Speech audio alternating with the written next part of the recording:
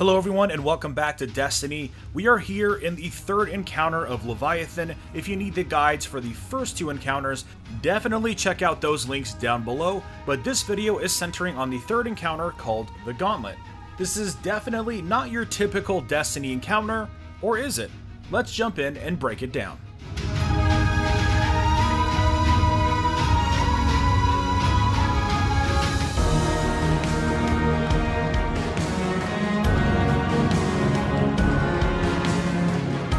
Gauntlet is the third encounter of the raid, and to access it, you need to first open the door marked with the blades.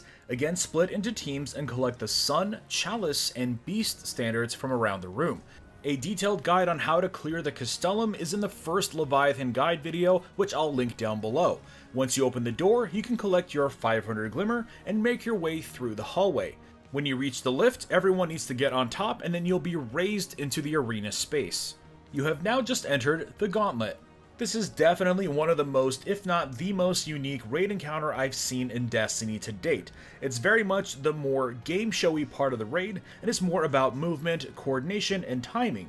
For setup, you will need to designate 2 runners. From the remaining 4, you'll want to designate 2 pairs of 2. In each pair, designate 1 person as the top arrow and 1 person as the bottom arrow. This will make more sense in a minute. Around the room, there are 4 platforms with the very familiar sigils of the Beast, Sun, Chalice, and Blades. 4 team members must get on the 4 plates to begin the encounter. The adds will then spawn from the back of the room. At this point, you can get off the plates and simply clear out the adds. There is nothing too challenging here, but at a certain point, an orange bar Centurion will appear, so just use your power weapons and get rid of him quickly. You don't need to save your power weapons for anything else in this encounter.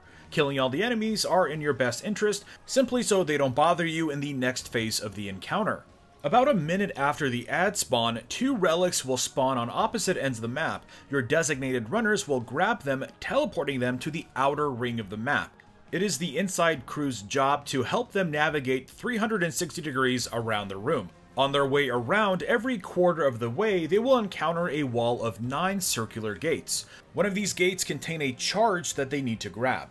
To activate the gates, the person on each pair that is designated as the top arrow needs to stand on the plate in that quadrant of the room. Standing on the plate will activate the arrows on the inside of the room, at which point the runner needs to call out which row he needs activated. It is then the inside team's job to shoot the arrows that are not the row that the runner needs. The person designated as the top arrow shoots the uppermost arrow needed, and the person designated as the bottom arrow shoots the bottommost arrow needed.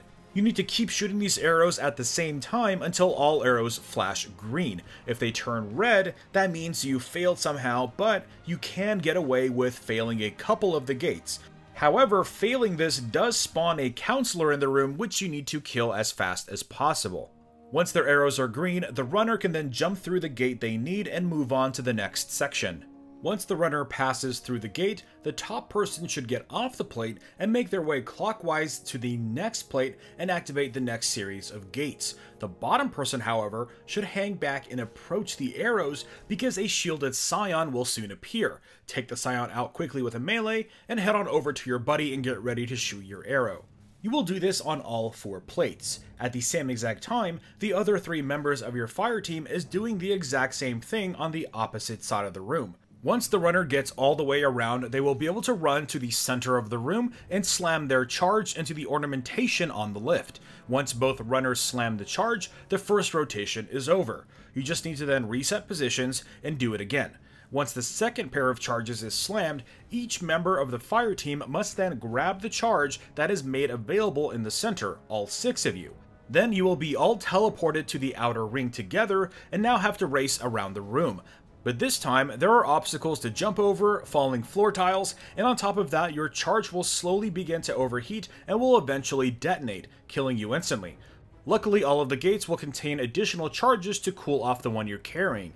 However, of course, there are only 4 charges in each gate, so you will have to coordinate and take turns. I recommend one team grab 3 and the other team grab the next 3. Once you make it all the way around the room, you will be teleported back to the inside room and then again have to go and slam the charge on the lift altogether.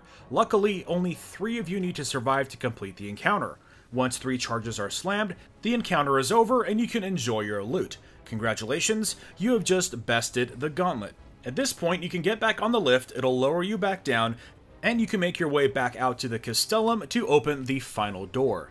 And for that, check the next video on how you can defeat Emperor Calus. Anyways, let us know in the comments below if you have any best practices for this encounter. Let's share and learn together. Drop a like if you enjoyed this video, and subscribe for more Destiny content.